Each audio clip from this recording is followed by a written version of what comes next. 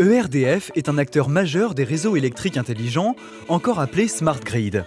À ce titre, l'entreprise teste plus de 10 démonstrateurs sur l'ensemble du territoire.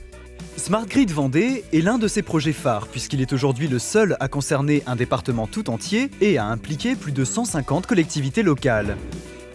Son but, tester l'ensemble des éléments et automatismes nécessaires au réseau de distribution pour accueillir le développement continu des énergies renouvelables et leur pilotage. Pourquoi la Vendée ? Parce que ce département réunit à lui seul tous les paramètres auxquels ERDF doit faire face. En effet, ces 8 dernières années, le département a enregistré une hausse de 40% de sa consommation d'électricité. De plus, sa production d'électricité issue d'énergies renouvelables est 2 fois supérieure à la moyenne nationale, soit 8% contre une moyenne de 4% sur le reste du territoire. Enfin, le département se caractérise par un engagement fort des collectivités locales pour réduire leur consommation électrique tout en développant les énergies renouvelables. Cette volonté commune a donné naissance à un projet innovant entre le SIDEV, ERDF et des partenaires privés, avec une partie du financement pris en charge par l'ADEME dans le cadre des investissements d'avenir. Autre originalité et point fort de ce projet, la mise en place avec le CNAM d'une formation nationale d'ingénieurs Smart Grid. Ce démonstrateur va donc tester l'optimisation du pilotage du réseau d'électricité grâce à un ensemble d'équipements innovants, à savoir une nouvelle génération de capteurs, des organes de manœuvre télécommandés intelligents, des compteurs Linky, une structure de communication spécifique entre le réseau de distribution et l'ensemble des producteurs d'électricité, que cette électricité soit d'origine renouvelable ou pas.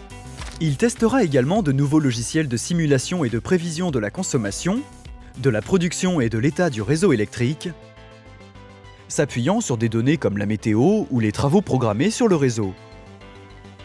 Des outils informatiques d'aide à la prise de décision et au pilotage de la consommation et de la production en temps réel complètent le dispositif. Ce dernier permettra une conduite optimisée du réseau, intégrant l'ensemble des changements liés au développement des panneaux photovoltaïques et des éoliennes. Prenons 2 exemples concrets. Premier exemple, une journée où la production des panneaux photovoltaïques et des éoliennes est importante, alors que la consommation des ménages et des entreprises est faible. Conséquence, le niveau de tension sur le réseau augmente jusqu'à atteindre les valeurs limites à ne pas dépasser afin de ne pas détériorer les appareils électriques. Les capteurs envoient immédiatement cette information à l'agence de conduite régionale. Celle-ci va pouvoir régler à distance et en temps réel le poste source et, simultanément, la communication avec les producteurs permettra de baisser le niveau de tension sur le réseau pour un retour à l'équilibre. Deuxième exemple. A contrario, une journée où la production des panneaux photovoltaïques et des éoliennes est faible, alors que la consommation d'électricité est forte. Ceci entraîne une sous-tension qui peut aboutir au même risque. La solution ?